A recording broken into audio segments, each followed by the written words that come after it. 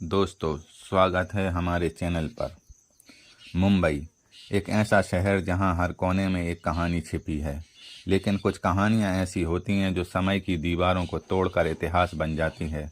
यही कहानी है मस्तान मिर्ज़ा की, जिन्हें दुनिया हाजी मस्तान के नाम से जानती है।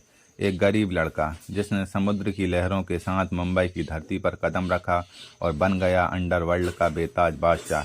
लेकिन क्या वो सिर्फ एक तस्कर थे या उनकी ज़िंदगी में कुछ और भी था? आइए चलते हैं उस दौर में जब हाजी मस्तान का नाम सुनकर मुंबई की सड़कें थर्रा उठती थीं।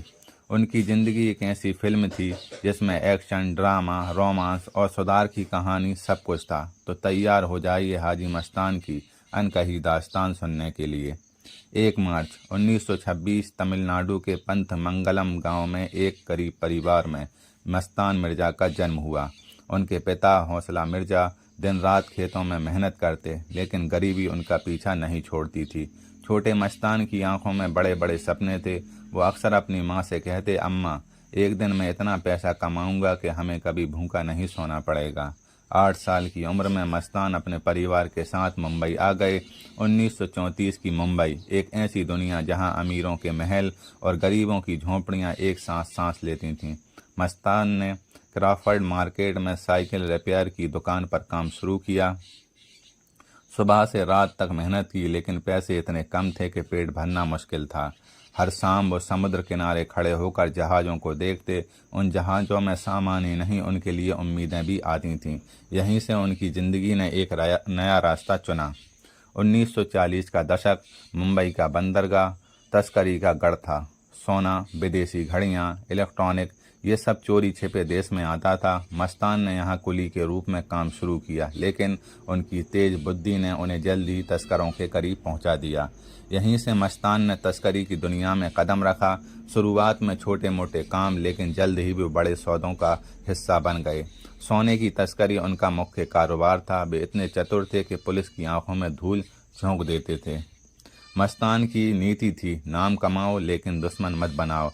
वो अपने साथियों का ख्याल रखते, स्थानीय लोगों की मदद करते, किसी की बेटी की शादी तो किसी का इलाज। यही वजह थी कि लोग उन्हें डर के साथ साथ प्यार भी करते थे। 1950 के दशक तक मस्तान ने करीम लाला और वरदराजन मुदलियार जैसे दिग्गजों के साथ गठजोड़ कर लिया। ये तिकड़ी मुंबई अंडरवर्ल्ड की रीढ़ थी। मस्तान का दिमाग सबसे तेज था। वो तस्करी को एक संगठित बिजनेस में बदल रहे थे। उनके पास अब पैसा, रसूख और एक अलग ही रुतबा था।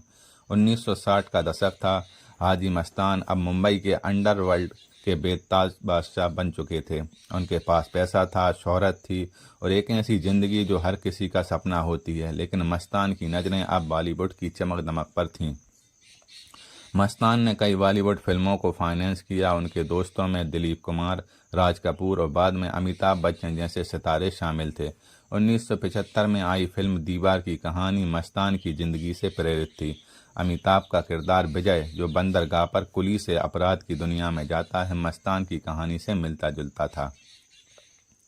मस्तान की ज़िंदगी में रोमांस भी कम नहीं था। उन्होंने सोना नाम की एक खूबसूरत अभिनेत्री से शादी की जो मधुबाला की हमशक्ल थी। उनकी लव स्टोरी बॉलीवुड की फिल्मों जैसी थी, लेकिन ये चमक दमक ज़्यादा दिन नहीं टिकी। 1975 में इंदिरा गांधी ने देश में आपातकाल लागू किया।